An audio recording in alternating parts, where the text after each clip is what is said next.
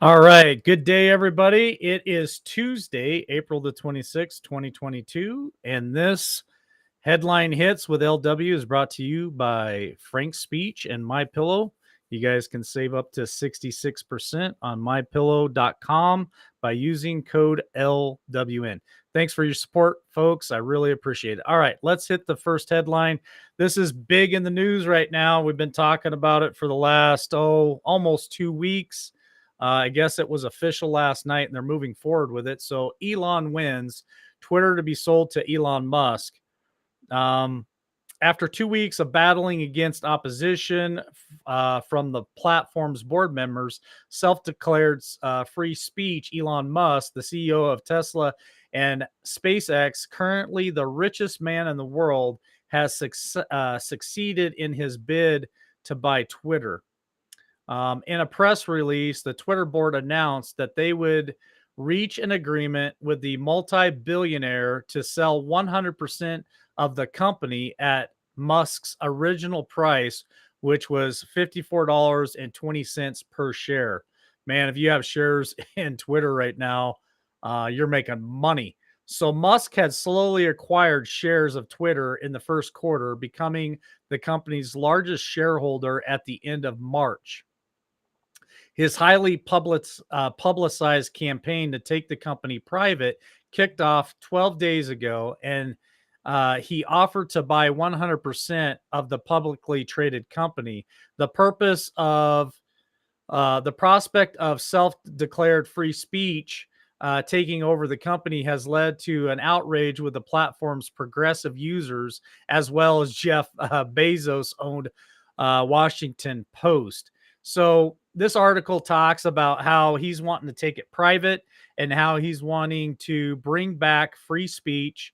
And he thinks it's very important for democracy to function with a free speech um, social platform, and he feels like Twitter has a lot to offer. He's wanting to make changes to it, and he's looking forward to the future of being able to allow people to come on Twitter and to have free speech. What does this mean for Twitter, and what does this mean for all of you who are on Twitter right now? Is it something that's really good for the future of Twitter? I think my opinion would be, yeah, it very well could be very good. I do not have a current Twitter account, but I may be looking into it. I might you might see LWN over on Twitter. We'll see what the future holds. All right, next headline here: oil plummets 6.5% as China locks down spreads.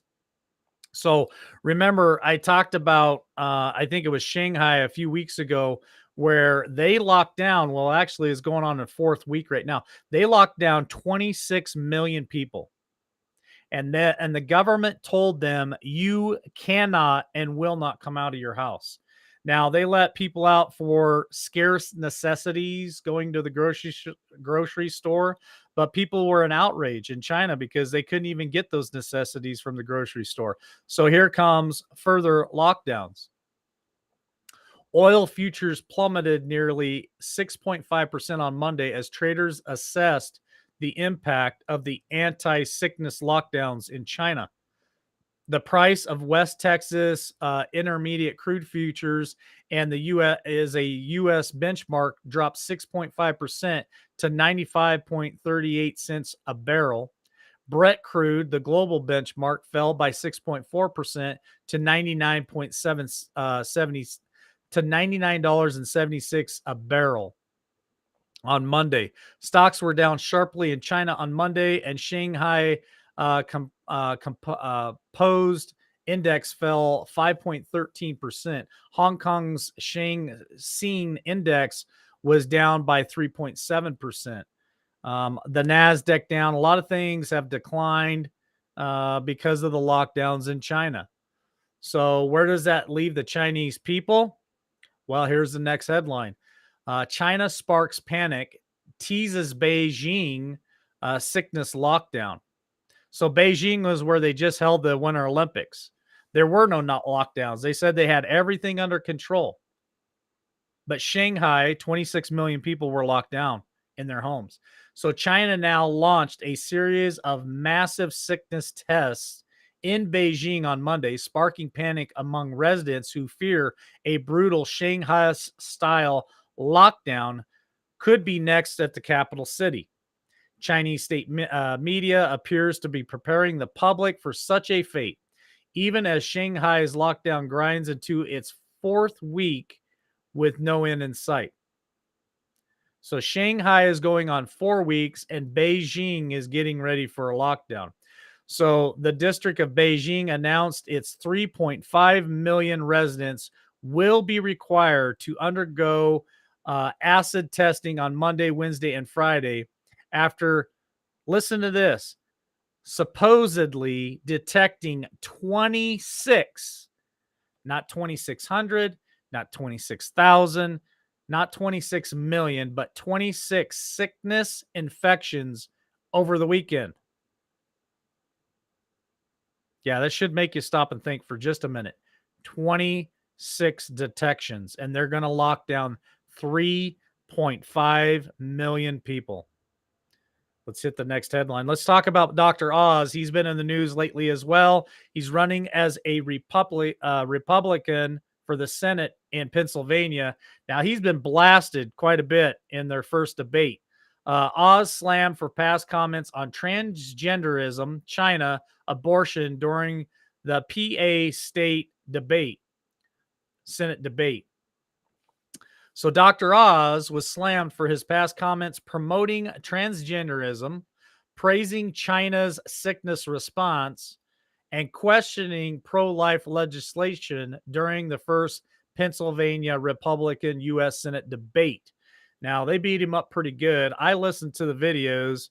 I think maybe some of this stuff was taken out of context, but they're claiming that he's flip-flopped back and forth on some of his stances, but he stood firm. And I watched a lot of his videos during the debate. He stood firm in what he called his stance on China, his stance on the sickness, the transgenderism show. You know, I can feel a little bit of his pain as a host when you bring up hot topics like that. People definitely think that you're taking a particular side on the issue when all you're trying to do is just put out um, sensitive topics. Now, has he gone on record saying that he believes that children ages 7, 8, 9 should undergo transgender um, surgery?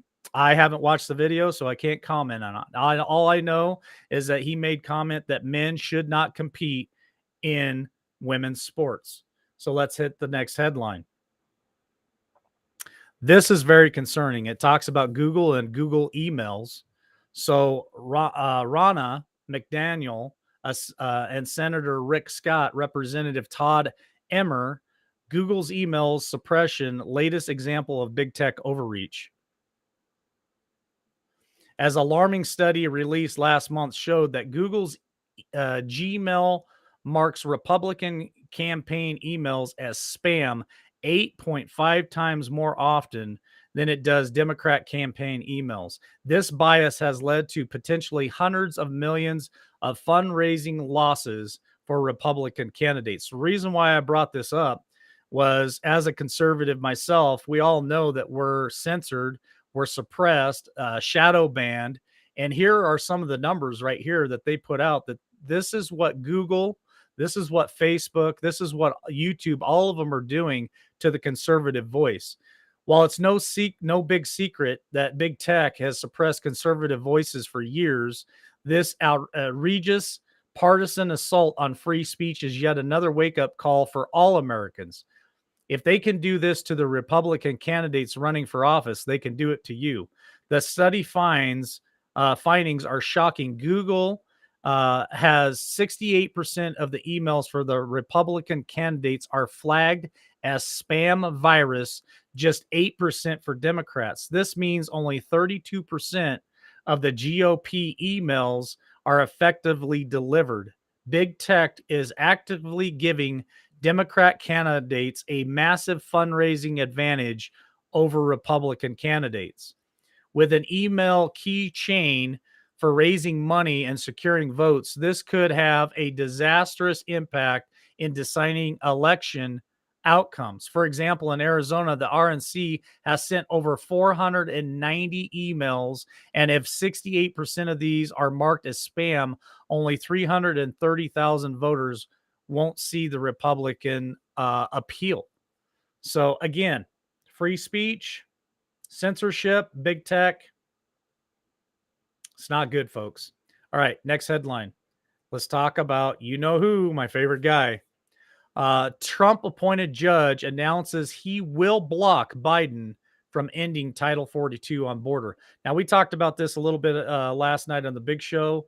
It came out yesterday evening. We kind of touched on it, brushed on it just a little bit. But what does this mean for America? A federal judge in Louisiana appointed former President Donald Trump is expected to block President Joe Biden's plan to end Title 42 public health authority in the United States and the Mexican border. Weeks ago, the Centers of Disease and Control and Prevention, the CDC, announced that on May 23rd, the Biden administration would end Title 42. The authority was first issued by Trump in 2020 and allowed federal immigration officials to quickly return illegal aliens to their native countries after having crossed our southern border. Now, there were a number of attorney generals in the state of Missouri, Louisiana, and Arizona that filed lawsuits against this, and the judge is uphailing the lawsuits, and he has now granted a temporary restraining order that would likely prevent Biden from ending Title 42. Now, temporary, that's a word, temporary. So what does this mean? How long will it last? And I guess my point of this whole article is these people are flooding across our border anyway. This administration is doing nothing to help the situation. It is their job to protect our borders. They're doing nothing. My point also goes back to the state governors. Why aren't you putting your National Guard on the border and protecting the United States citizens from these people flooding the border? Title 42 doesn't mean anything to me right this second because they're still flooding the border. They're going around 42. They're just coming across the border. Do something about it. All right, last headline for the day. Majority say that Joe Biden involved in Hunter's corruption impeachable offense. So this is a headline today. The majority of voters believe that the president has been involved in the corrupt Biden family business and has raked in millions of dollars. So this was a Harris poll that was done on Monday. 58% believe Joe Biden has played a role in family business. 60% say Hunter Biden is a key member of the family enterprise, as well as selling influence and access to Joe Biden. Now, remember, the book Red Handed just came out. Peter Schweitzer about 2 months ago, and he's connecting all the dots and putting all this information out. I told you guys when that book came out that this stuff would come to light and it would start to surface, and it is right now. They are definitely connecting the dots. So the poll also found that 67% believe that Joe Biden should be impeached if he secretly participated and facilitated his family's business. A majority of voters, 58%, additionally said that Hunter's laptop from hell is genuine, while 61% said he did not properly pay taxes. Hunter is currently under investigation by the FBI for tax fraud, money laundering, and violating lobbying laws. So it looks like they raked in $4.8 million alone just from one Chinese energy company, and that this laptop, it's not over yet. It's not the end. It's just beginning. So we'll see what happens. We'll keep an eye on it. Thanks for joining us this afternoon for Headline Hits with LW. And I will be back later tonight at 8 p.m. Eastern Standard Time right here on YouTube, Facebook, and Twitch. See you then.